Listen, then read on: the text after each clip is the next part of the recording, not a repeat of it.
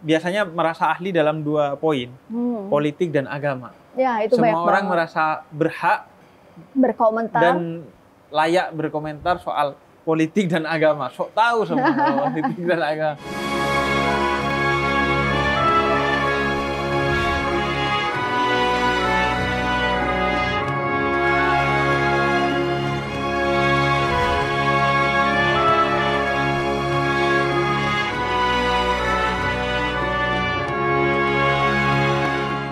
Sampai akhirnya sabar, ikhlas, dan syukur itu ada pada satu titik dia di satu tempat yang dia tuju, tapi dia akan usaha dulu. Ibaratnya tawakal dulu, baru ikhtiar gitu. Nah, kalau orang yang spirituality-nya rendah, ini kalau pembedanya, kalau di psikologi, orang ini tuh berhenti di denial. Dia nggak aware dan dia nggak menerima. Nah, mungkin area psikologi ini lebih tepat pada proses bridging antara dia aware, menerima, sampai dia tuh memilih pada saat oke, saya stres, saya sedih, saya kecewa karena saya tuh bisnisnya gagal, tapi apa yang harus saya lakukan ya?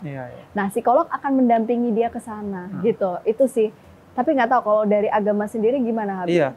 Iya, berarti kan penyadaran bahwa dia ada masalah itu di psikolog kan? Betul. Sekaligus juga mengantar dia ke modifikasi tepian syukur, sabar. Betul. Itu juga psikolog. Memodifikasi perilaku sampai dia sabar dan syukur gitu. Karena kalau agama kan hanya punya konsep tentang sabar, konsep syukur sebagai solusi bagi berbagai masalah.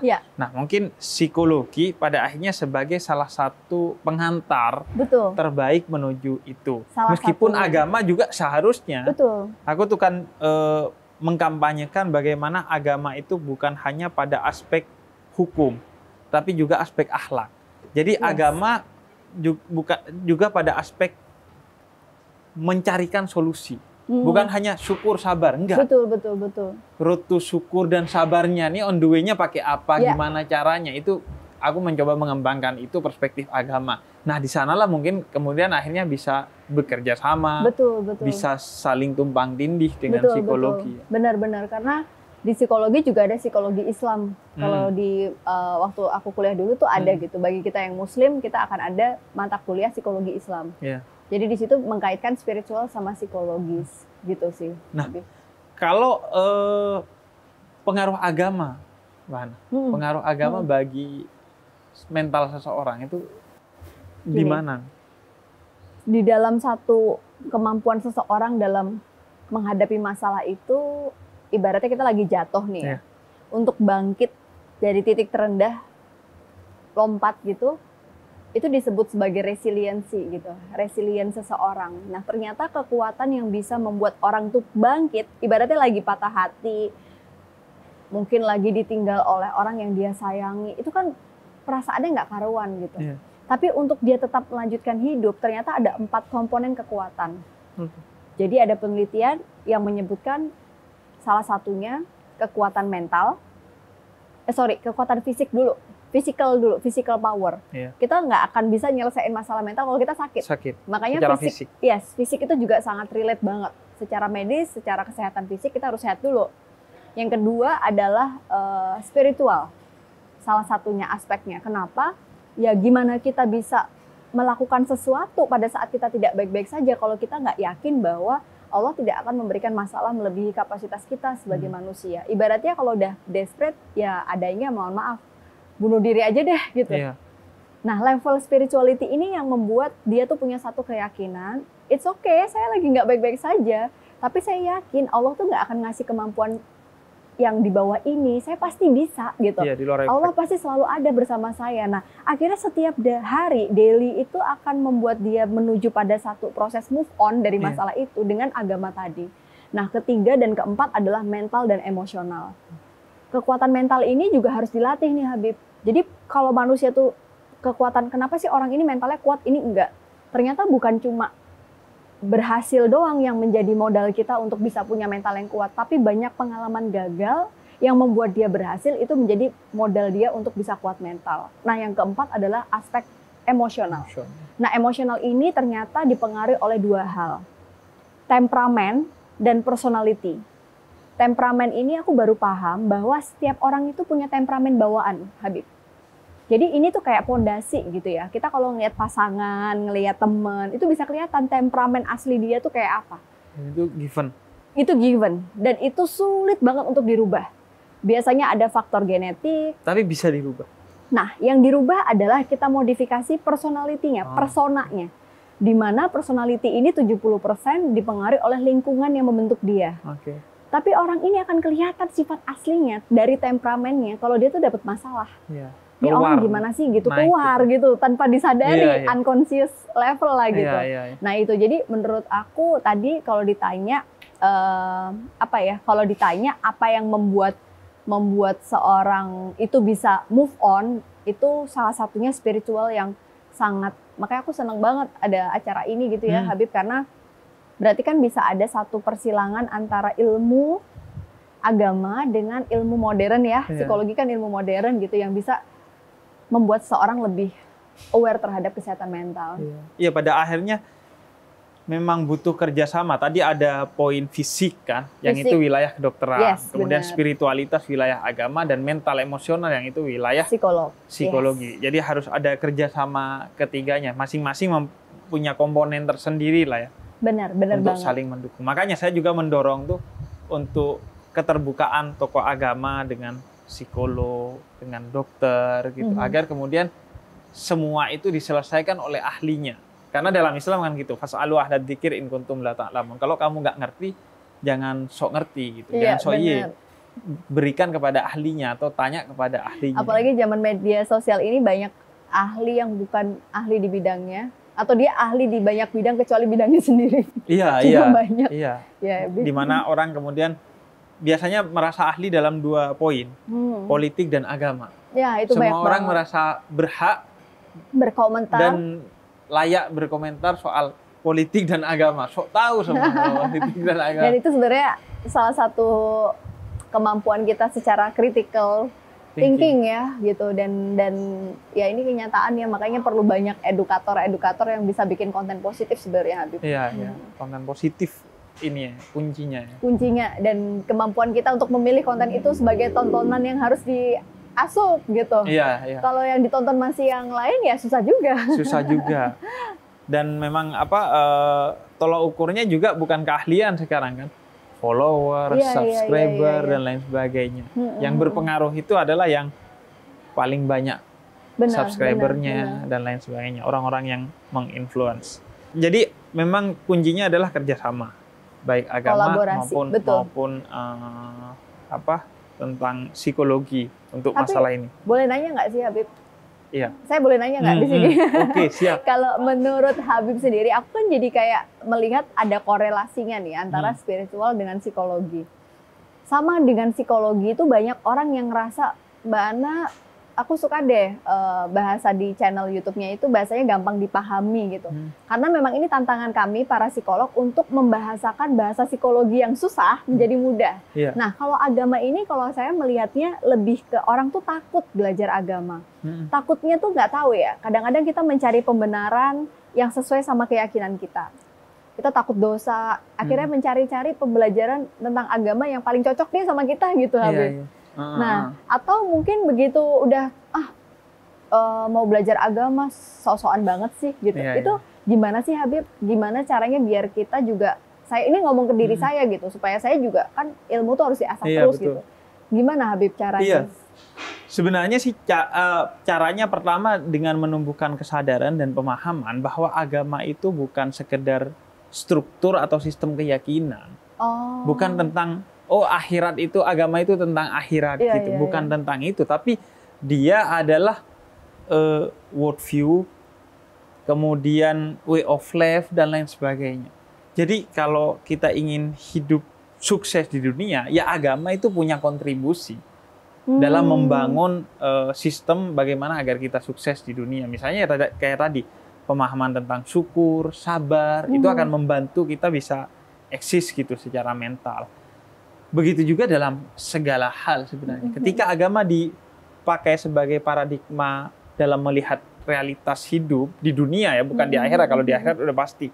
Dan kemudian jadi jalan hidup, ya Allah itu menjanjikan kebahagiaan itu bukan hanya di akhirat, tapi di dunia. Makanya di beberapa ayat Al-Quran Allah jelaskan bahwa nanti di akhirat itu ada kenikmatan-kenikmatan yang mirip di dunia. Ada buah-buahan yang ada di dunia, ada di akhirat. Artinya apa? Kebahagiaan di akhirat itu sempat ada juga di dunia. Hanya saja kita nggak mendapatkannya, nggak menyadarinya, nggak mencarinya, nggak mensyukurinya, sehingga kita nggak sadar. Ya, saya biasanya gini.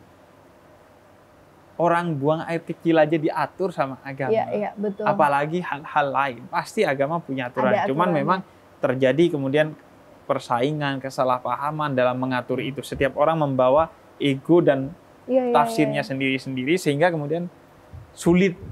Berarti dari kitanya juga harus punya motivasi gitu ya? Iya, jadi menjadikan agama ya sebagai bagian integral dari kesuksesan hidup kita. Dan ilmu yang harus kita upgrade terus dalam keseharian kita. Iya.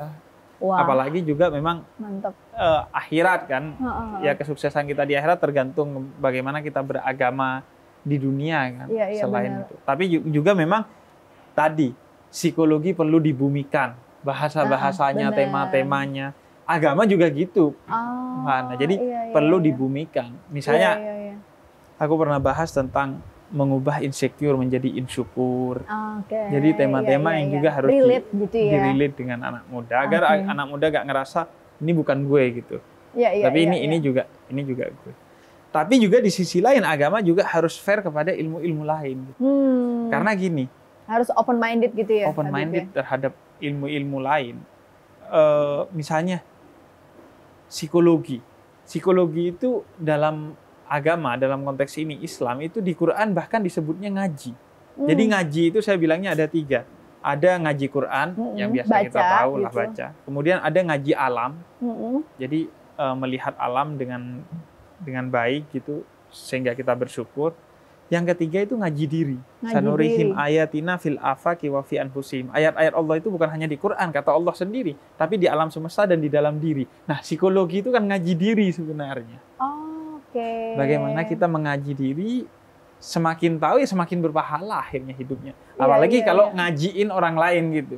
Ngajiin dirinya orang lain, lo harus begini-begini, itu pasti sudah pahalanya juga sudah jelas gitu. Jadi ya harus sama-sama terbuka pada akhirnya. Untuk saling mengisi satu sama lain agar kemudian masalah itu diselesaikan oleh ahlinya dan dengan caranya masing-masing. Salah satunya dengan kolaborasi kita sekarang ini. Dengan kolaborasi kita saat ini itu juga ya paling enggak pengantar lah. Iya, benar. Untuk minimal kita saling menyadari bahwa misalnya yang sering nonton aku sadar, oh iya ya, mungkin ada masalah mental dalam diri aku, di sekitar aku, harus ke psikolog. Di pendengarnya Mbak Ana juga, oh iya ya, agama ternyata juga dibutuhkan, bukan sesuatu yang alah jadul. Betul. Alah ntar urusan akhirat, atau alah ntar kalau udah tua aja tobatnya gitu kan. Ada yang iya, kalau sampai tua ya. Iya, kalau sampai tua, padahal kita nggak tahu gitu kan. Iya, betul. Oke, terakhir Mbak Ana, untuk menutup, ada pesan nggak buat penonton kita untuk mendorong mereka memiliki kesehatan mental, yang harus mereka lakukan secara umum, nggak mesti di pandemi. Jadi makasih Habib sebelumnya. Aku sih pengen ngasih satu hal yang tadi sebenarnya sudah kita bahas dari awal sampai akhir, bahwa sama ke ilmu psikologi itu ilmu manusia. Nah, artinya kita sebagai manusia perlu memahami siapa kita supaya kita bisa melalui kehidupan yang nggak pasti ke depannya ini dengan aware gitu ya, dengan sadar, mawas diri. Akhirnya kita mampu mengelola dan menerima semua yang terjadi dalam hidup kita dengan bijak dan dengan baik gitu. Nah, kalau kita punya satu awareness yang baik terhadap diri kita bisa berkontribusi dan berkolaborasi untuk sekitar. Itu sebenarnya adalah konteks dari mental health atau kesehatan mental itu artinya itu. Jadi nggak perlu merasa belajar psikologi itu atau ke psikolog itu ada gangguan mental, no gitu. Kita semua butuh itu. Dan pastinya spiritual ternyata tadi dari obrolan kita banyak banget perkawinan dari psikologi dan spiritual ini gitu. Sehingga itu yang harus kita lakukan. Jangan sampai kita punya pikiran bahwa kita tahu semuanya, padahal kita nggak tahu apa-apa. Jadi semangat untuk terus belajar salah satunya di konten channel ini. Dan itu juga ya, dan kesadaran juga kita untuk mengenali diri sendiri juga, Mbak Ana ya. Iya, betul. Karena kan psikolog paling mengajak diskusi, tapi yang paling tahu kan pada akhirnya diri kita sendiri. Benar banget gitu. Jadi itu pemahaman tentang diri yang harus kita gali lagi melalui ilmu psikologi. Iya. Agama juga begitu. Pada akhirnya ya kita hanya mengarahkan, tapi yang tahu adalah setiap orang masing-masing. Dan terakhir memang bahkan dalam bahasa agama itu kata Sayyidina Ali, man arafa nafsa faqad arafa rabbah. Siapa yang mengenali dirinya, diri secara utuh ya, mau secara psikologis, fisik, dan tentu utamanya spiritual, itu dia mengenali Tuhannya. Masya Allah. Jadi siapa yang mengenali dirinya, dia mengenali Tuhannya. Good reminder ini buat aku juga nih, Habib. Iya, artinya itu bisa kemana-mana gitu, bahwa jalan menjadi seorang psikolog itu ya jalan dakwah juga, jalan amal juga. Amin. dengan itu. Kalau diniatkan seperti itu dan divisikan seperti itu ya jadi itu semua gitu. Oke, Mbak Ana, terima kasih. Gak kerasa. Waktunya udah habis durasinya. Iya. Makanya paling nggak ini jadi pengantar lah ya orang, sehingga minimal yang suka ini akhirnya ke channel masing-masing. Mbak Ana juga kan ada channel YouTube ya, yang sudah banyak sekali konten bicara psikologi. Iya, Masya Allah, ini karena tim juga di sini. Iya. Jadi kita ngelihatnya memang analisa channel ini bisa teman-teman subscribe gitu ya. Kalau kalian pengen tahu konten psikologi dan ilmu kesehatan mental. Namanya juga analisa channel. Analisa channel. Oh, analisa channel. Channel, iya, analisa channel. Jadi kalau orang nggak ngerti disangkanya analisa itu bukan nama. Iya, kayak nama kantor ya. Iya, kayak analisa. Lucu juga ya, analisa namanya. Kayak kalau pasang pelang gitu, kartu nama analisa gitu ya. Ya kan dibuka dengan itu, ditutup lagi dengan itu. Karena kayaknya saya masih iya. Oke, terima kasih Mbak Analisa sekali lagi, makasih ilmunya, dan teman-teman silakan ambil hal-hal bermanfaat yang bisa diambil dari sini. Dan kalau teman-teman ingin lagi tentang psikologi, ingin tahu, dan itu penting karena itu berarti mengenali diri, ke Analisa Channel. Dan juga jangan lupa tentu subscribe, komen, share, like, kemudian bunyikan lonceng, pokoknya semua lakukan untuk Analisa Channel dan juga Cahaya untuk Indonesia. Kita dukung konten-konten kreatif yang positif agar YouTube kita juga menjadi sehat. Terima kasih, Mbak Ana. Terima kasih juga Habib dan teman-teman Cahaya untuk Indonesia. Semoga ini channelnya semakin banyak subscribernya dan semakin banyak mengedukasi orang, tentunya dari sudut pandang agama. Dan lain kali mungkin kita ngobrol-ngobrol lagi. Siap. Kalau kita ke Jogja lagi. Gantian kolaps di kayaknya minggu depan kita ke Jogja lagi soalnya. Enggak. Saya pikir ini sebulan di sini. Enggak. Oke, terima kasih. Wassalamualaikum warahmatullahi wabarakatuh. Waalaikumsalam warahmatullahi wabarakatuh.